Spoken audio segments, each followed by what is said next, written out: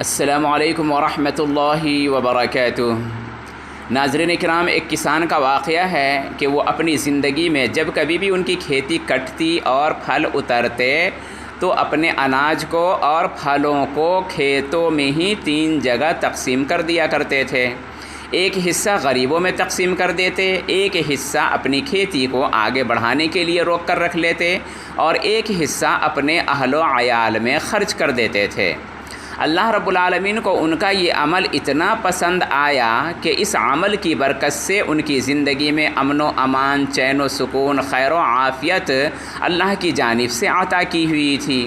اللہ رب العالمین نے پرسکون اور اطمینان والی زندگی عطا فرمائی تھی، لیکن جب ان کی اولاد کا ٹائم آیا تو وہ شیطانی وسوسے میں پھنس گئے اور انہوں نے پلان بنایا کہ والد صاحب جو ایک حصہ غریبوں میں تقسیم کر دیتے تھے، اس حصے کو روک کر کے ہم اور بھی زیادہ مالدار بن جائیں گے اور بھی زیادہ خوشحال بن جائیں گے۔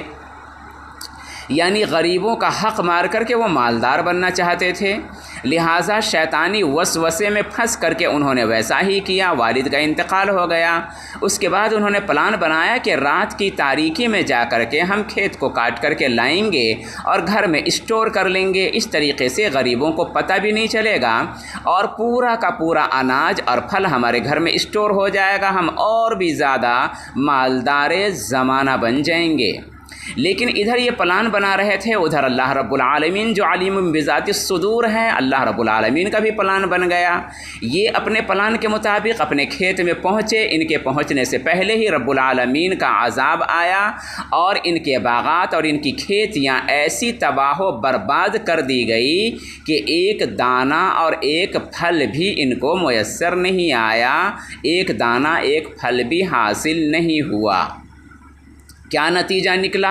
غریبوں کا حق مارنے کا پلان بنانے سے اور غریب، یتیم، بیوہ، مسکین، محتاجوں کا حق مارنے کا پلان بنانے سے اور اس پر عمل کرنے سے کیا ملا آخر ان کو؟ ایک دانہ بھی تو نصیب نہیں آیا۔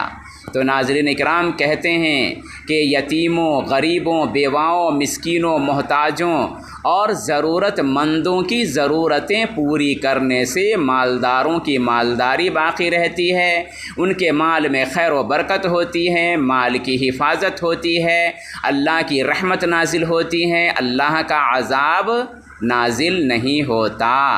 اور اگر پلان برا بنا لیا جائے کہ غریبوں کا حق ہم مار کر کے ہم خوشحال ہو جائیں گے، تو پھر اللہ کی ایسی پکڑ آتی ہے، ایسا عذاب آتا ہے کہ کل کے چکر میں انہیں باز بھی نہیں ملتا۔ تو رب سے دعا ہے کہ اللہ رب العالمین نے ہمیں جو کچھ عطا کیا ہے اس میں سے فی سبیل اللہ کے راہ میں خرچ کرنے کی توفیق عنایت فرمائے اور غریبوں، یتیموں، بیواؤں، محتاجوں اور ضرورت مندوں کی ضرورت پوری کرنے کی توفیق عنایت فرمائے۔ آمین ثم آمین، وآخر دعوانا ان الحمد للہ رب العالمین۔